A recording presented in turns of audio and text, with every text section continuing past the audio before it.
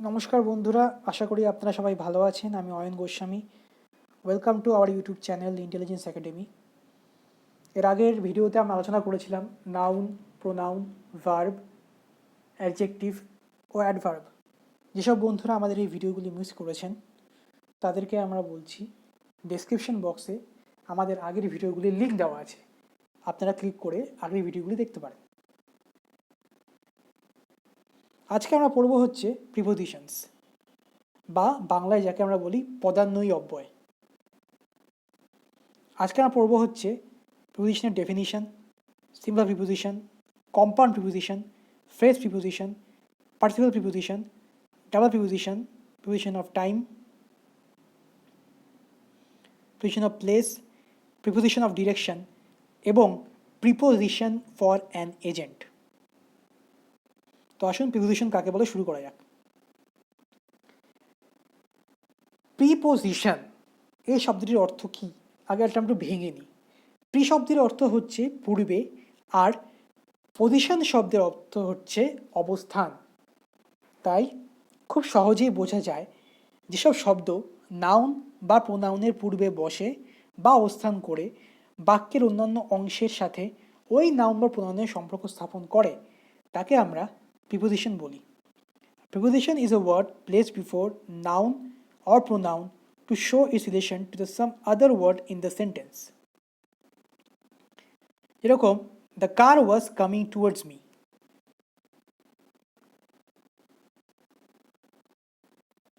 Towards হচ্ছে আপনার preposition, গাড়ি এবং আমার মধ্যে সম্পর্ক দেখাচ্ছে। তা কার দিকে আসছিল? আমার দিকে। সুতরাং টুয়ার্ডস হচ্ছে আপনার সম্পর্ক দেখাচ্ছে, সুতরাং এটা হচ্ছে preposition. We sat under a tree, আমরা গাছের তলায় বসেছিলাম। এখানে গাছের সঙ্গে আমাদের সম্পর্ক স্থাপন করছে কে? আন্ডারটা হচ্ছে প্রিপোজিশন।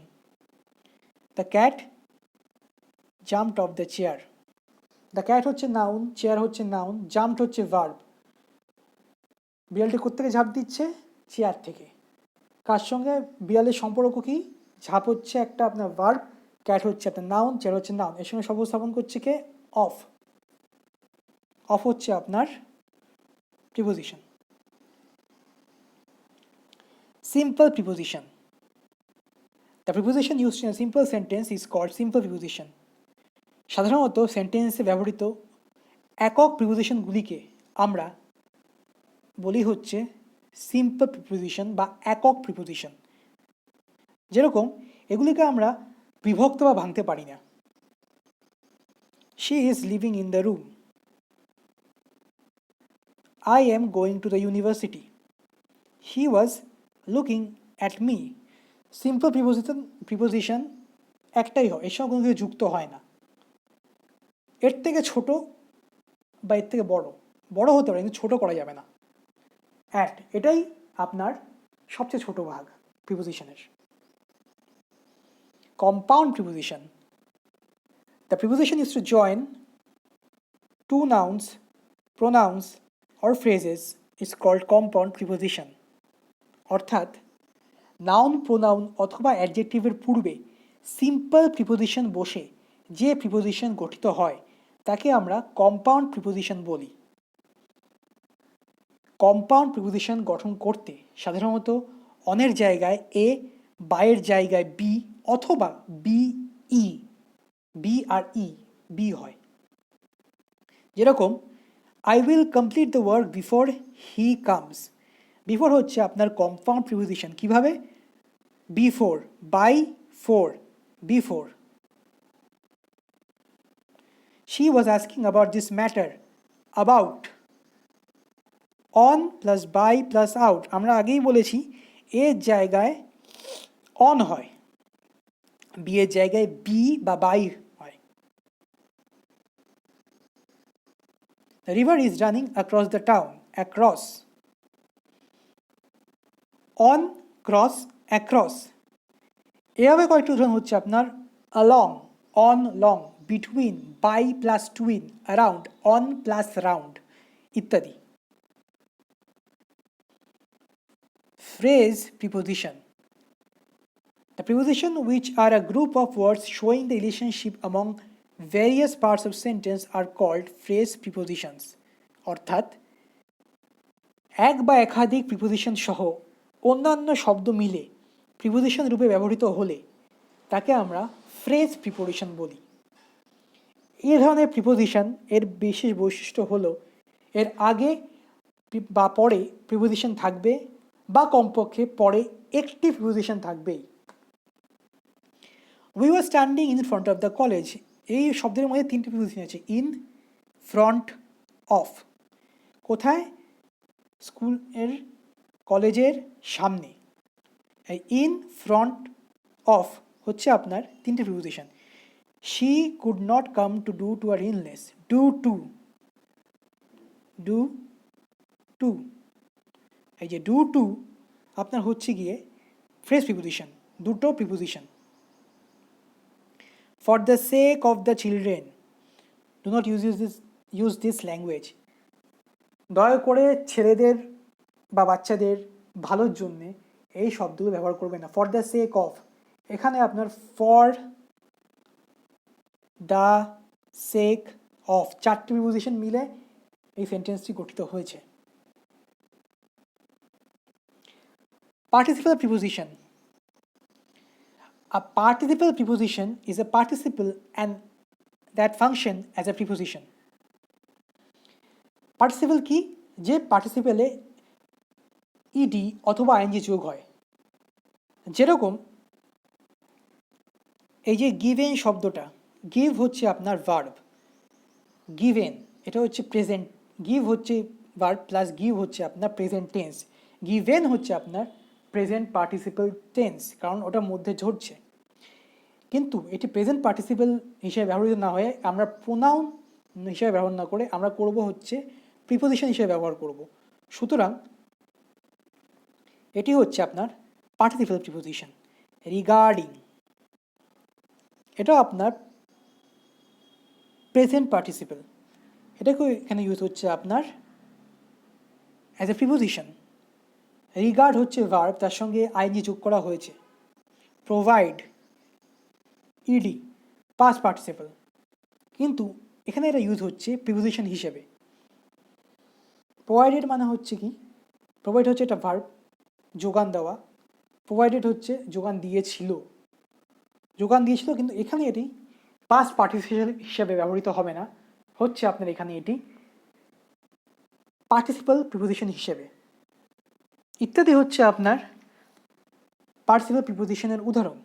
এছাড়াও আপনার কনসিডারিং, কনসার্নিং, ফলোয়িং, পেন্ডিং ইত্যাদি পার্টিসিপল প্রিপোজিশন হিসেবে ব্যবহৃত হতে পারে। ভার্বের সঙ্গে ইডি অথবা আইএনজি যোগ হবে, এটা মনে রাখবে সবসময়। ডাবল প্রিপোজিশন, ডাবল প্রিপোজিশন হচ্ছে যখন দুটো প্রিপোজিশন পাশাপাশি বসে কোনো নতুন শব্দ গঠন করে, তাকে আমরা ডবল প্রিপোজিশন বলি। যেরকম because of, from, behind, within, out of, outside of ইত্যাদি। You cannot shine in life without hard work, with আর আউট মিলে কি হলো? উইথআউট। সুতরাং এটি double preposition. Up, on, once upon a time there was a beautiful princess, up on, upon, আপন যুক্ত হয়ে হলো কি আপনার ডবল প্রিপোজিশন। আপ একটি প্রিপোজিশন, অন একটি প্রিপোজিশন, দুয়ে মিলে হয় হচ্ছে আপনার ডবল প্রিপোজিশন।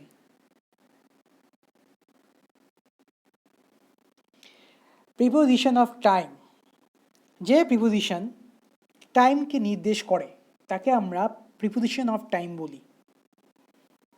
যেরকম I will try to come at 6:30 PM, আমি 6:30টার সময় আসার চেষ্টা করব। কটার সময়? অ্যাট 6:30। অ্যাট হচ্ছে আপনার সময় নির্দেশ করছে, সুতরাং এটা হচ্ছে আপনার প্রিপোজিশন অফ টাইম। সেরকম this program will be held on July, in July, ইনটি মাস নির্দেশ করছে, সুতরাং ইনটি হচ্ছে আপনার preposition of time. Try to come on Monday, অনটি কোন দিন নির্দেশ করছে? মানডে। সুতরাং অন হচ্ছে আপনার প্রিপোজিশন অফ টাইম। অনকে আমরা কী কী হিসেবে ব্যবহার করতে পারি? দিন হিসেবে, উইকেন্ড হিসেবে, মাস হিসেবে, ঋতু হিসেবে, বছর হিসেবে এবং সকাল, বিকেল, দুপুর ইত্যাদি। অ্যাট নর্মালি ব্যবহৃত হয় রাত্রি হিসাবে, নাইট বোঝাতে, কোনো সপ্তাহের শেষ, উইকেন্ড বোঝাতে, কোনো এক্স্যাক্ট অথবা নির্দিষ্ট টাইম বোঝাতে। ইন ব্যবহৃত হয় আপনার মাস বোঝাতে, ঋতু বোঝাতে, বছর বোঝাতে, সকাল বোঝাতে অথবা বিকেল বোঝাতে।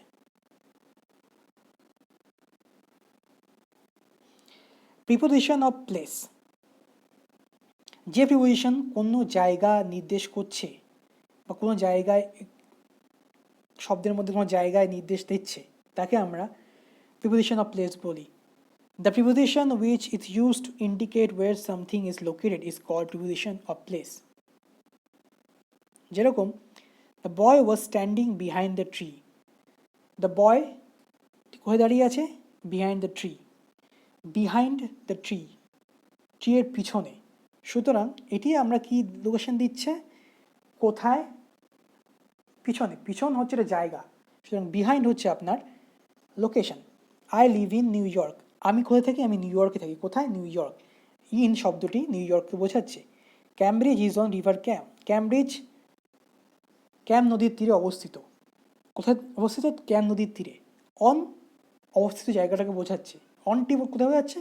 ক্যামব্রিজকে, ক্যামব্রিজের অবস্থান কোথায় বোঝাচ্ছে? ক্যাম নদীর ধারে। সুতরাং অন হচ্ছে আপনার preposition of place. Preposition of direction.